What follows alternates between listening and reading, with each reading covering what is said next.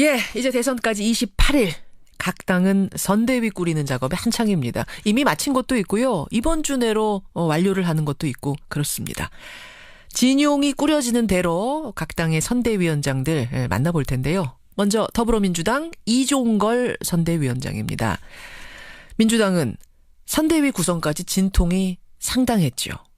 특히 이재명 시장을 도왔던 이종걸 의원과 안희정 지사를 도왔던 박영선 의원의 참여 여부를 놓고 갈등이 벌어졌었습니다. 결국 이종걸 의원은 공동선대위원장직 수락을 했고요. 박영선 의원은 끝내 고사를 했습니다. 이종걸 의원. 참여하면서 내놓은 조건이 있죠. 수평적 선대위, 수평적 리더십 강조를 했습니다. 어떤 얘기인지 직접 만나보죠. 이종걸 공동선대위원장님 안녕하세요. 예, 안녕하셨습니까. 이종걸입니다. 결국은 수락을 하셨네요. 예, 통합선대위로 문재인 후보 승리와 민주당의 승리를 위해서 꼭 필요하다 이렇게 생각했습니다.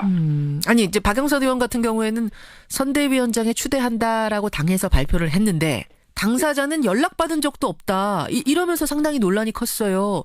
이종걸 의원은 미리 연락 받으신 겁니까? 예, 뭐 연락받지 않은 채 명단을 발표하고 예. 언론에 이렇게 보도를 보니까 후속 절차를 밟고 있다 이렇게 박영선 의원과 저의 경우는 그렇게 별도로 이렇게 보도하는 걸 들었습니다.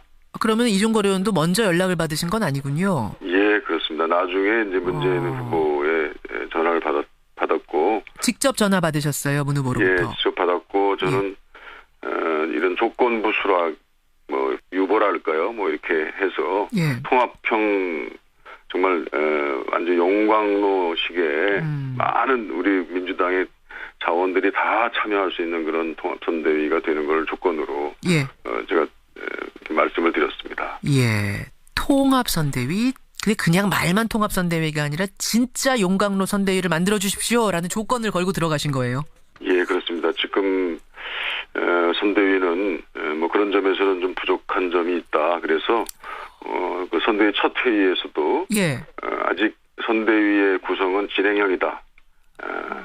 수평적으로 그리고 또 각 중요한 분야의 경우에는 그동안 문재인 캠프에 참여하지 않았던 분들과 그리고 이재명, 안희정 캠프에 많은 역할을 했던 분들이 완전히 덧셈이 될 수 있도록 그래서 그것이 문재인 후보의 표의 핵심이 될 수 있도록 그래서 민주당 승리의 도구가 될 수 있도록 했으면 좋겠다. 그 얘기는 아직 지금 선대위가 그렇게 돼 있지 않고 있다라는 것을 말하는 거다. 이번 주 안에 그것이 완성돼야 된다. 이렇게 제가 분명히 말씀을 드렸습니다. 아니 어제 선대위 첫 회의 했잖아요. 전 다 끝난 걸로 알았는데 아직도 진행 중이라고 보시는 거예요? 아직도 이걸로 안 된다?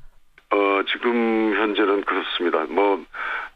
어찌 보면 대세론에 빠져서 뛰고 있는 분들에 대해서는 참 이해할 수 있겠습니다만 거기에 참여하지 않는 분들의 그 마음이 굉장히 있었던 것으로 보이거든요. 그분들이 민주당 승리를 꼭 이뤄야 된다라고 하는 마음이 통할 수 있도록. 통할 수 있도록.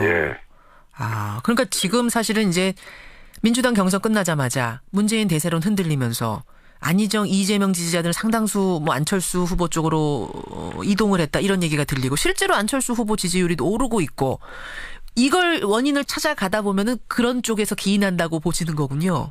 그렇습니다. 아직까지 어찌 보면은 이재명, 안희정 후보 지지했던 분들이 문재인 후보 쪽으로 못 오고 있는 것도 있는 것 같고요.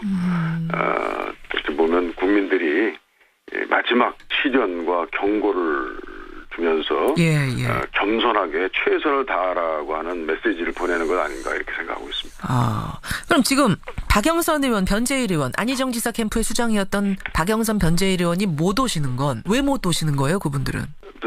기본적으로는 지금 선대위 구성이 그렇게 통합형이 되어 있지 못하다라는 것에 동의하는 것 같기도 하고요.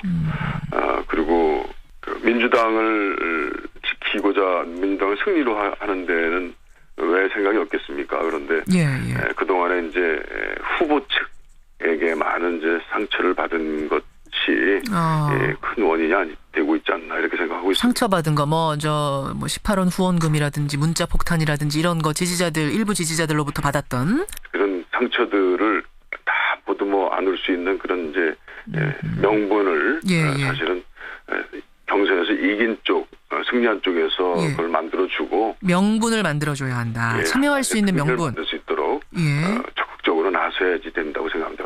근데 그래서 문재인 후보가 안희정, 이재명, 최성 시장하고 호프 회동도 하고 어제는 박원순 시장을 직접 찾아가기도 하고 이 정도로는 안 된다고 보세요?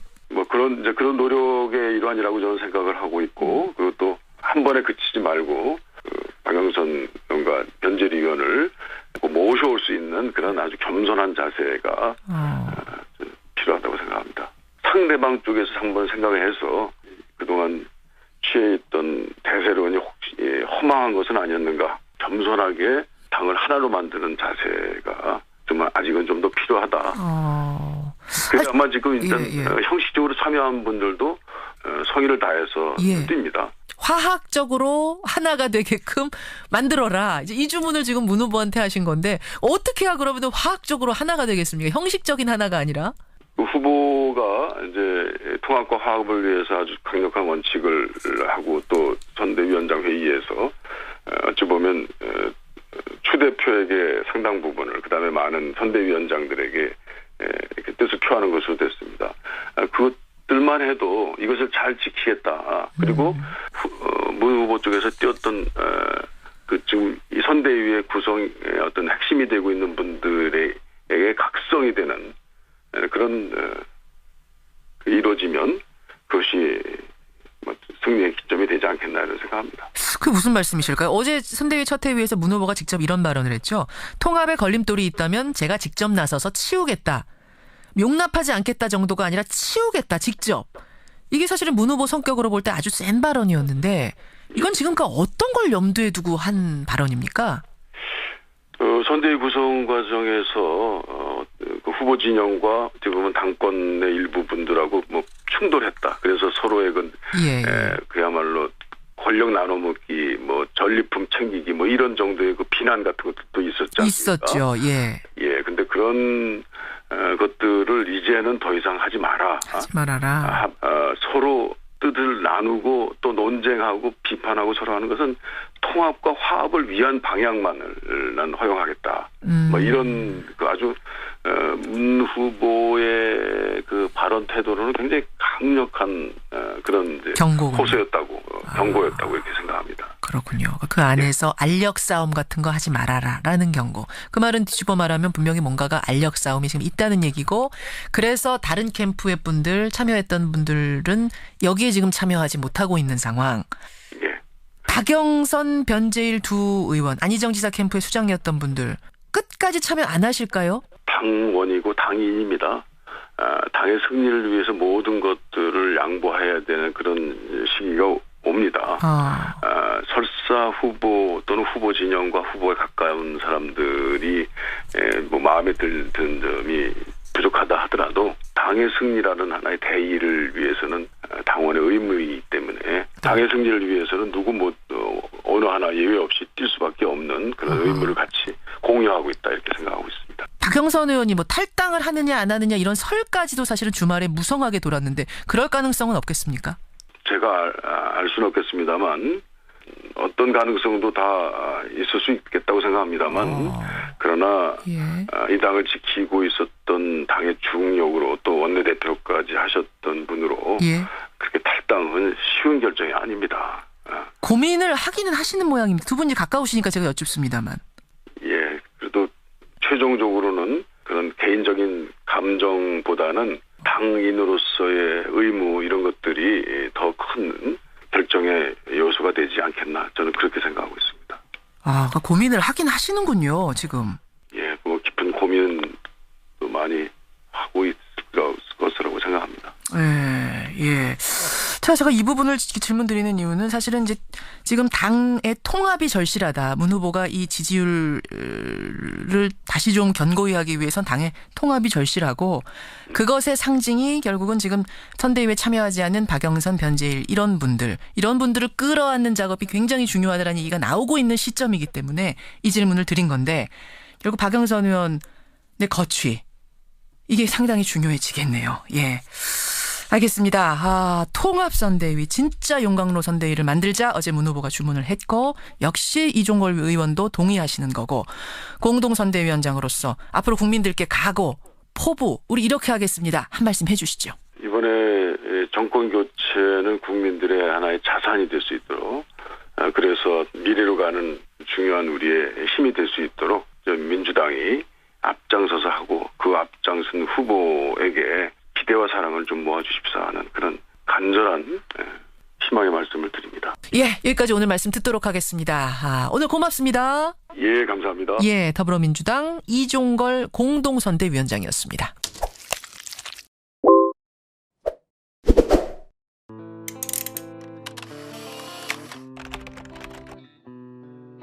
예, 이제 대선까지 28일. 각 당은 선대위 꾸리는 작업에 한창입니다. 이미 마친 것도 있고요. 이번 주 내로 완료를 하는 것도 있고 그렇습니다. 진용이 꾸려지는 대로 각 당의 선대위원장들 만나볼 텐데요. 먼저 더불어민주당 이종걸 선대위원장입니다. 민주당은 선대위 구성까지 진통이 상당했죠. 특히 이재명 시장을 도왔던 이종걸 의원과 안희정 지사를 도왔던 박영선 의원의 참여 여부를 놓고 갈등이 벌어졌었습니다. 결국 이종걸 의원은 공동선대위원장직 수락을 했고요. 박영선 의원은 끝내 고사를 했습니다. 이종걸 의원 참여하면서 내놓은 오늘 그렇게 별도로 이렇게 보도하는 걸 들었습니다.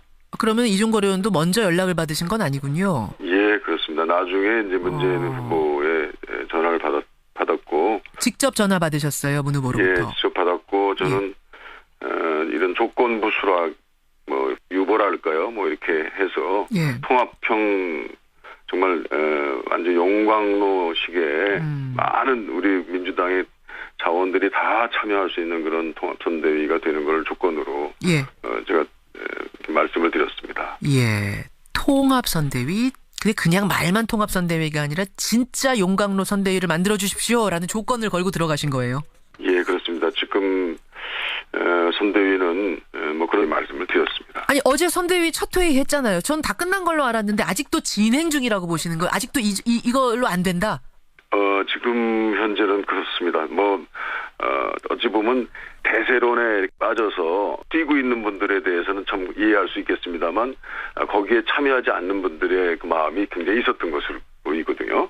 그분들이 민주당 승리를 꼭 이뤄야 된다라고 하는 마음이 통할 수 있도록. 통할 수 있도록. 예. 그러니까 지금 사실은 이제 민주당 경선 끝나자마자 문재인 대세론 흔들리면서 안희정, 이재명 지지자들 상당수 안철수 후보 쪽으로 이동을 했다 이런 얘기가 들리고 실제로 안철수 후보 지지율이 오르고 있고 이걸 원인을 찾아가다 보면은 조건이 있죠. 수평적 선대위, 수평적 리더십 강조를 했습니다. 어떤 얘기인지 직접 만나보죠. 이종걸 공동선대위원장님 안녕하세요. 예, 안녕하셨습니까. 이종걸입니다. 결국은 수락을 하셨네요. 예, 통합선대위로 문재인 후보 승리와 민주당의 승리를 위해서 꼭 필요하다 이렇게 생각했습니다. 아니 이제 박영선 의원 같은 경우에는 선대위원장에 추대한다라고 당에서 발표를 했는데 당사자는 연락받은 적도 없다. 이러면서 상당히 논란이 컸어요. 이종걸 의원은 미리 연락 받으신 겁니까?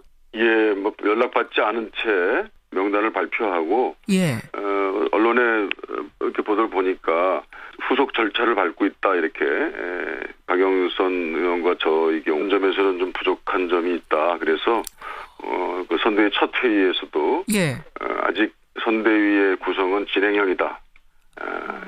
수평적으로 그리고 또 각 중요한 분야의 경우에는 그동안 문재인 캠프에 참여하지 않았던 분들과 그리고 이재명, 안희정 캠프에 많은 역할을 했던 분들이 완전히 덧셈이 될 수 있도록 그래서 그것이 문재인 후보의 표의 핵심이 될 수 있도록 그래서 민주당 승리의 도구가 될 수 있도록 했으면 좋겠다. 그 얘기는 아직 지금 선대위가 그렇게 돼 있지 않고 있다라는 것을 말하는 거다. 이번 주 안에 그것이 완성돼야 된다. 이렇게 제가 분명히